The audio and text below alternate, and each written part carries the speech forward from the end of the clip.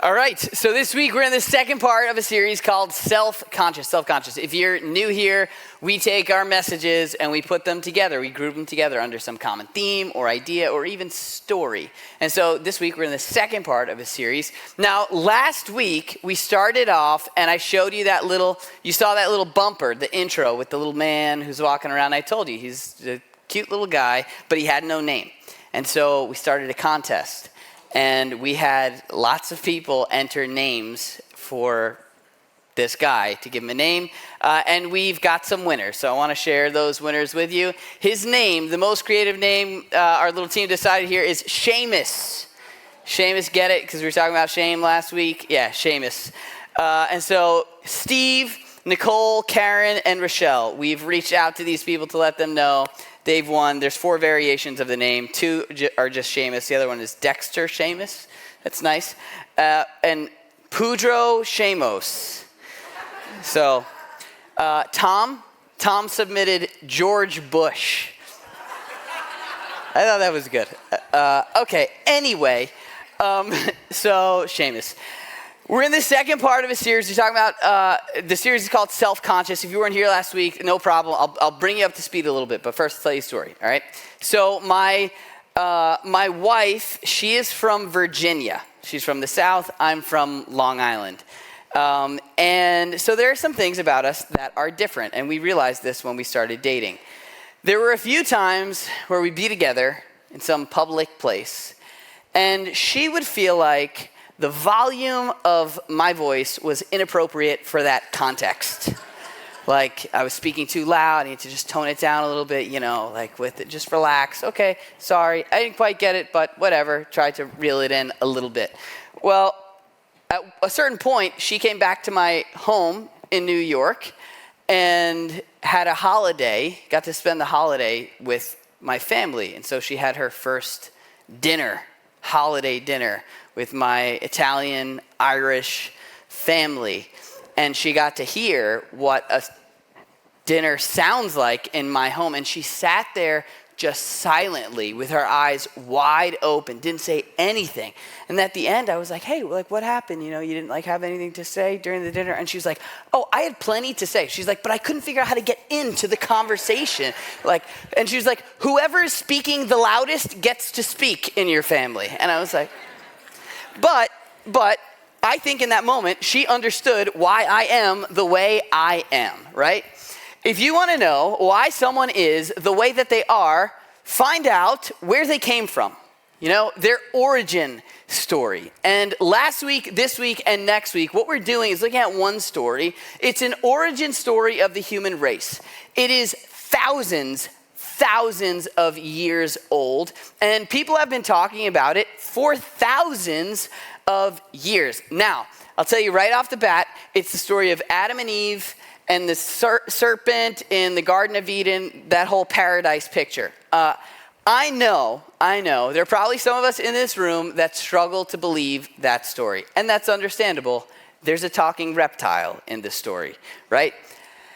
Let me just say, there have been people throughout church history, some that have believed that this story happened exactly as it's written, others that believe that it's authoritative, but that it's mostly symbolic, and then there are some other views, somewhere in between.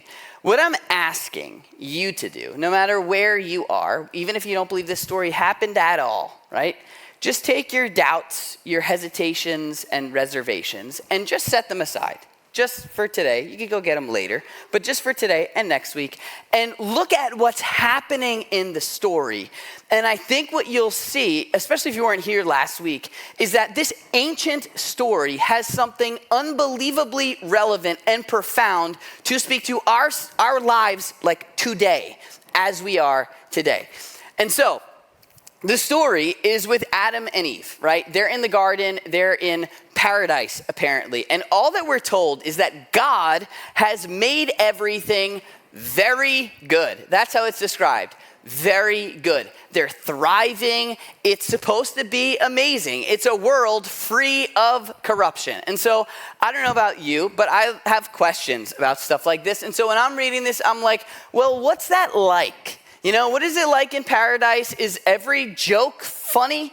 You know, is the sun shining every day? What does it actually look and feel like? And fortunately for us, we get a little glimpse, short description. Hey, here's what it's like to be a person in this world that's very good. Very good. And what we're told is that Adam, which is the Hebrew word for man, the man and his wife were both naked and they felt no shame. That's it. That's all we get. Nothing else. Now, if that doesn't strike you as weird, it's probably because you've heard it before and you're used to it at this point. But that's a weird detail. We're not told what they feel. We're just told what they don't feel. And so the question is, what's going on here? And really, on a practical level, it's not that far-fetched. It makes a lot of sense. The biblical author is trying to paint a picture of what it looks like to be fully exposed and completely embraced. Completely seen and totally accepted. Or we said, fully known and fully loved. Now, the relationships, remember, this is a description of two people living in a world that's very good. The relationships that you have, that you would describe as very good, are probably the relationships that are closest to this. Where you're like, yeah, they know the real me. He knows me as I am. She has seen me at my worst, at my best. I have been seen fully. I am fully known, and yet I am totally embraced. Those are the relationships that we cling to, that we long for, that we describe as intimate and real and meaningful. And so that's the picture. It's actually not that crazy to think about that, because we've all experienced that to some extent or another. There's a pastor, his name's Tim Keller. He actually passed away not too long ago, and he actually writes about this. He says, to be loved and not known is comforting, but it's superficial. He says, to be known and not loved, well, that's our greatest fear. But to be fully known and truly loved is, well, it's a lot like being loved by God. It's what we need more than anything. More than anything. And so that's the picture of world that's very good. Okay? Well, if you know the story, it doesn't say that way. You know, you have these two people and they have a conversation with a serpent, which doesn't happen every day, at least not anymore. And they're tempted to eat the fruit from the tree, and they go and they do it. And it all falls apart at that point. That's the moment where things like corruption enters the story. And again, I got questions. I'm like, what's this like? What happens the moment things fall apart? How do they feel? Do they get angry?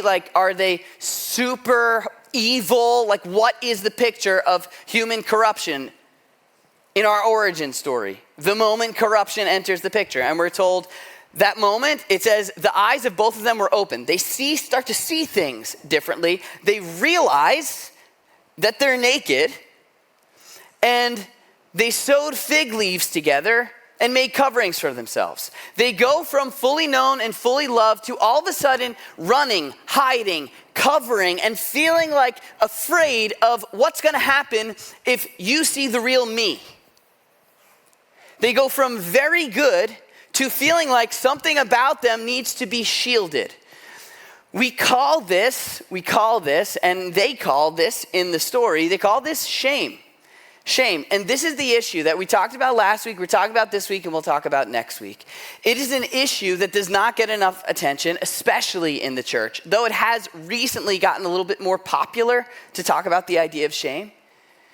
But shame is, it's defined by a woman named Brené Brown. She spends her whole career studying this idea of shame. She's got some incredible stuff to say about it. She says, shame is the experience of believing, the intensely painful experience of believing that I'm flawed and therefore I'm unworthy of love and belonging, of human connection. Like love and belonging, these are things that we need to thrive. It's the way that we're hardwired. And so shame is the belief that because of some kind of imperfection, because I'm flawed, because I'm broken, I don't deserve the thing that I need most. It's an attack on the identity, and it's often the issue behind the issue. But because it's like so deep within us, we give it something else. It goes undiagnosed and misdiagnosed. Like you may have an issue with anger or something you've called an issue with anger. Like maybe you're quick to just snap on people when they disrespect you, but maybe that's not an anger issue. Maybe that's a shame issue. Maybe you feel like you're not enough, and so when somebody does something, it makes you feel, you explode. Maybe you got a jealousy issue that you've called a jealousy issue, but really isn't a jealousy issue. Maybe it's a shame issue. Maybe it has something to do with how you see yourself. And so you want the thing they have because of what that says about them. Shame is this feeling of not being enough. This is the language we would use. And it's an identity thing. It's not that something I did is not enough. It's that who I am is not enough. And it's painful. And it applies to all different areas of life. It can apply to your professional life, your relational life. I'm not a good enough husband, I'm not a good enough dad, I'm not a good enough wife, I'm not a good enough friend, I'm not a good enough student, I'm not smart enough, I'm not thin enough, I'm not strong enough, I'm not cool enough. But it's painful. It's painful. So last week we talked about the effects of shame, like what happens with shame. Last week we talked about God and our shame. And really the most important idea behind this whole series is that God, when it comes to shame, God is the cure to your shame. He's not the cause of it. And unfortunately, a lot of us in here, and I've spoken to some of you, have received the exact opposite message. Like the message of shame you've received as the message of the church, that you're flawed and therefore unworthy of love and belonging. In this story, God steps in and tries to take the shame of the people and ultimately solves the shame issue for the human race. God's not the cause of your shame. He came to cure it. And so if shame says, I'm flawed and therefore unworthy of love and belonging, the loudest message from the church that you should receive, that you should have received if you haven't, is, yes, I'm flawed, right? But you didn't need to come here to learn that. We all have issues. And yet, in the midst of that, we are completely loved, deeply loved, and completely embraced. In other words, God has come to bring us back to this place of being fully known and fully loved. Like that's what we're invited to live toward, in that direction. Like God sees us in our brokenness and embraces us completely, and we can hold on to that. And so last week we talked about how even though God has come to be the cure for our shame, shame causes us to run from him. In the story, the man and the woman, they run for the hills. They run in the bushes. They try to get away from God when they should have gone toward him. If you want to hear more about that, you can listen to last week's message. And if you want to hear more about shame, we've put resources in our information center downstairs because shame is such a thick, sticky, complex topic. So if you want to look into it on your own, you're welcome to do that. But this week, in the little time we have left, what I want to look at is what shame causes me to do to me, what shame causes you to do to you. And we see it right away. The second shame enters the picture, we're told that these people, look what they do for themselves. We're told the eyes of both of them are opened and they make coverings for themselves. They realize they're naked and they make coverings for themselves. Now, if you're somebody who enjoys like word studies in these ancient texts, in the story the whole time, the like very good world that's free of all corruption, it's God making things for them. And it's very good. He's providing what's good for them.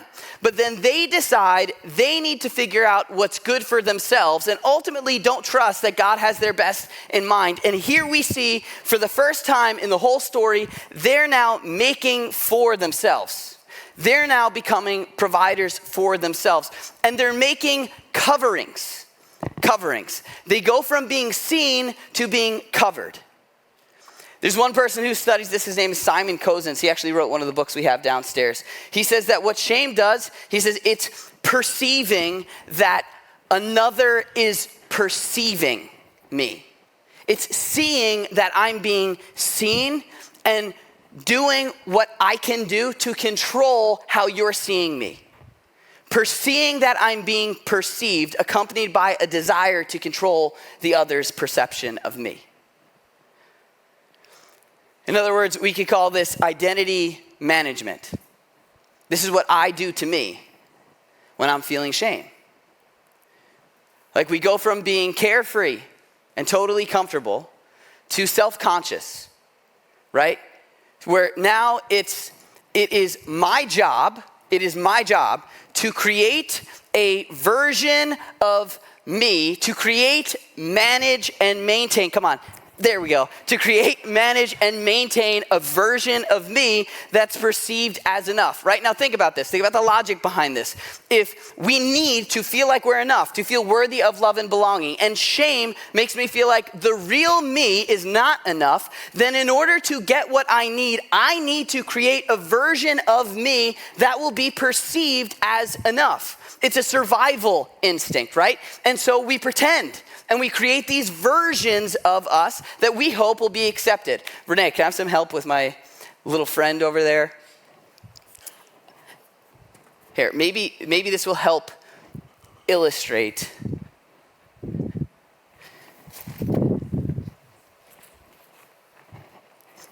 Here we go.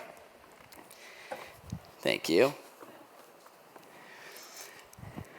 So we try to create a version of ourselves that's enough, right? When I was growing up, I remember in first or second grade, like one of the first things that made me feel like I was not enough, or one of the first things I wanted to be seen of me, was the whole idea of like being fast. You know, I don't know if that's still a thing in first grade, but I wanted to be seen as fast. And I remember I had gym class, and in gym class, like all the boys, we all wore hats. But then if the teacher said it was time to play tag, well, now all the fast kids took their hats and they put them on backwards. Now we're aerodynamic. And I remember I wanted to be seen as fast. There were two kids, fastest kid in the grades. I still remember, PJ and Owen.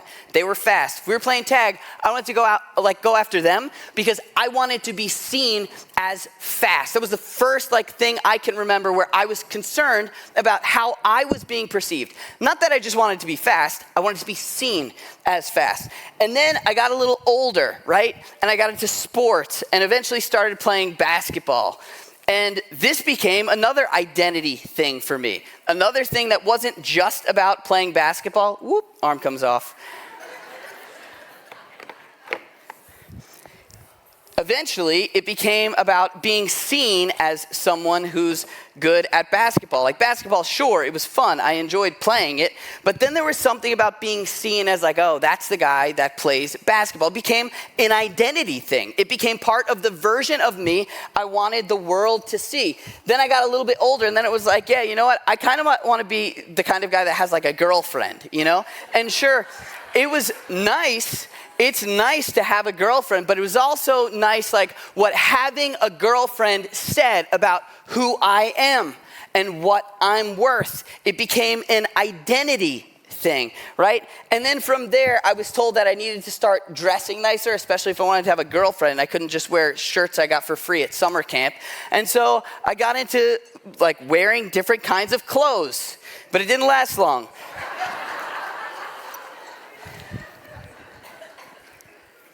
And then I got a little older, and it became about a career. It wasn't just the idea of providing.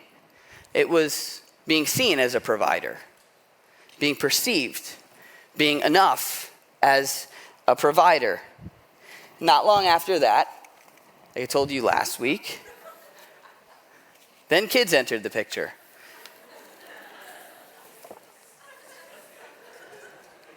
And this is the version of me that gets presented to the world, different times, different stages. And you've got your own version of this, but these were my leaves, just some of them. Most mannequins have legs, but those mannequins are like 6'6", and I didn't want to be perceived as shorter than I am, so I got the one with no legs.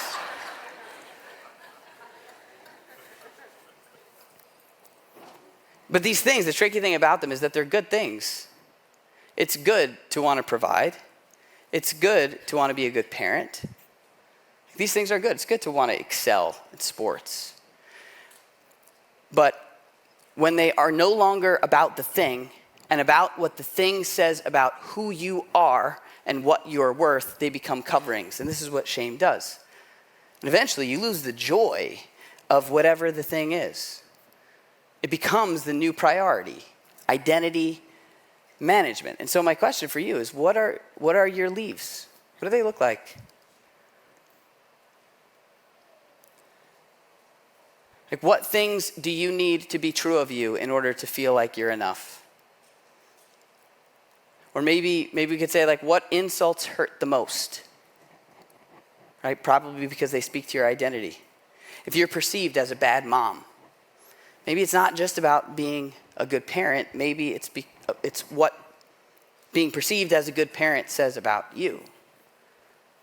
Maybe it's being successful, having money. Like, what if you lost would make you feel like you weren't measuring up? These are the things that we've allowed to speak to our self-worth and identity. These become shame things. And the issue with this is that they don't work. They don't work. If you need to be seen as successful, you will never feel successful enough. If you need to be seen as strong, you will never feel strong enough. And you'll be extremely sensitive to anything that communicates that maybe you're weak. If you need to be seen as popular, fill in the blank, whatever it is. Whatever you need to be true of you, in order to feel like you're enough, it will never be enough. It doesn't work. And the other issue with this is that when I create a version of me and present it to the world, hoping that it will be accepted, I know that this isn't really me. I know what this is covering. And so even if what I present is embraced, it's a counterfeit embrace, and I know that. And so it's cheap. It doesn't work. It doesn't result in genuine connection. You know, have you ever seen the movie Aladdin? I think that's the best example of this. If you don't know the story, you're missing out on a great movie. They made it twice. And it's about a guy who lives on the street, and he falls in love with a princess. And the whole time he's with her, he's got to pretend to be a prince. And as he's pretending, you're sitting there thinking, like, tell her who you really are. If we were okay with a counterfeit exposure and a fake embrace, when he pretends to be a prince and they get together, the movie would have ended. But they're not happily ever after until he shows her, okay, like, this is who I really am. I really am someone on the street. And when she embraces who he really is, that's when there's this feeling of reconciliation. Like, that's when you get the closure. It's because we were wired for authenticity. We want real exposure and a real embrace. We want to be fully known and fully loved. And so we crave that, and it doesn't work. So at the heart of this issue, the real question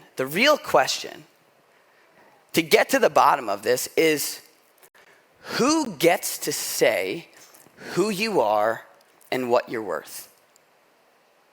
If you have any concept, whether you believe in this or not, the whole church thing, if you have any concept of self-worth, it's because there's a voice in your life, or several voices in your life, that you've given the authority to say who you are and what you're worth.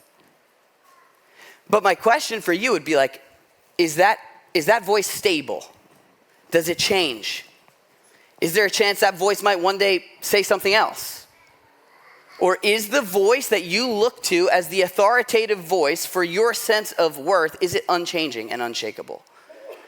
At the heart of what we believe is that the hero of the story, like Jesus, came and gave everything for us to show us that we were worth everything to him.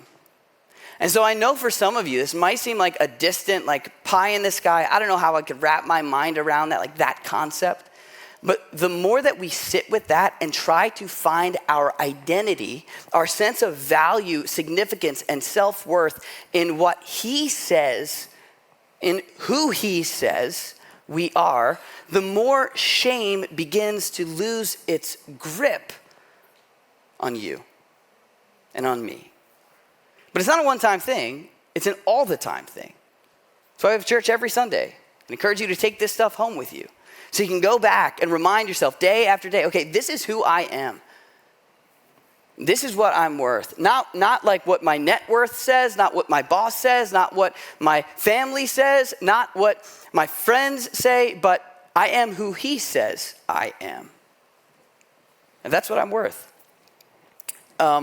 I got to spend some time with a pastor not too long ago. This guy has been doing this for about 30 years. He recently retired, and he explained this concept to me I thought was pretty profound. He said a lot of times, like in the church world, a lot of people who are doing this, and outside of the church world, a lot of times, like things get a little messed up internally because we confuse three things. Our identity, our purpose, and our assignment. All right? Your identity, the way he explained this to me, he's like, your identity is unchanging.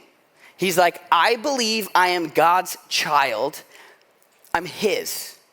And that's unchanging. That's where I find my value. That's where I find my worth. That is the bedrock of my life. And that cannot be shaken.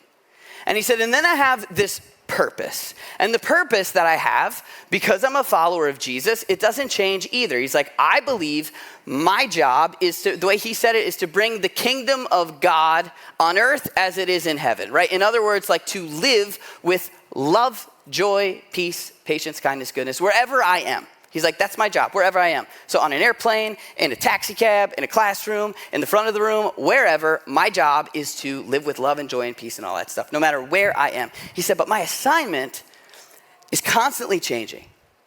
At one point, I was a son. At another point, I became a husband. Another point, I became a dad. Another point, I became a pastor. Another point, I became a mentor. There's all these different assignments, and they're constantly changing. And his performance in some was great. His performance in others was not as great. And some mattered more than others. But these are changing. The trouble is when you confuse your assignment with your identity. That's where we start to feel like we are only as good as how well we're doing. That's when we start to feel like we're only as good as our performance. The identity is unchanging. He said, I am his, and that's what I hold on to. And so for you, who gets to say? If you rest in the reality that you are his, shame begins to slowly lose its grip on you. And this is something I'm working through myself. It's not something that just happens once. But it begins to lose its grip on you. And it can allow you to, like what Brene Brown calls embrace imperfection. Like to recognize, yeah, you've got flaws, but we're all in progress. To own your mistakes. To own your flaws. To recognize it's a reality that we live with. But that does not change or speak to who I am and what I'm worth. I'm going to ask the band to come back up here. We're about out of time. We got a little extra cleanup. But I'll leave you with this story. All right, so my wife and I, years ago, when my daughter was first born, before my son was born, we decided we were going to try to not speak negatively about our own physical appearances in front of our kids. We just didn't want to model that for them. I don't want my kids to learn to look at themselves and not like what they see. And so when I was younger, maybe like middle school, one day I was at the beach and I was on a boogie board and I got stuck in a wave and I got spun around. The boogie board like hit the ground and my face slammed into the boogie board that was on the ground and it crushed my nose. And from that day, it was sore forever, but from that day, my nose has like not been straight. It goes to the right. I have like a pretty severely deviated septum. I only get to use one nostril. But for years, I was like self-conscious of this. And I'd have conversations with people and they'd look at me and all of a sudden like they catch something and they like look closely. And I'd be like, yeah, you notice, right? It's the look that a lot of you are giving me right now. Like, really? I think something's... But it bothered me for a while. And then one day, my daughter, sitting on my lap, and she looks at me and she gives me the look. And now I'm thinking, and I'm remembering what my wife and I said to each other when she was first born. Like, okay, how am I going to respond to this? And she looked at me and she was like, yeah, your nose, it doesn't go like this, it goes like this. And I looked at her and I was like, yeah, that's true. But you want to know something? Most of the people you're going to meet in your life, they have one of those boring noses that goes like straight down the middle. But mine turns. And she was like, all right, that's weird, whatever. And that was the end of the conversation.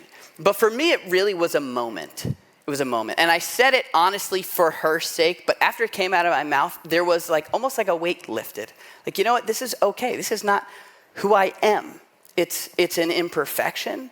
And it's part of me. And maybe one day I'll get it fixed so I can breathe out of both nostrils. But it doesn't have to be something that I'm ashamed of. You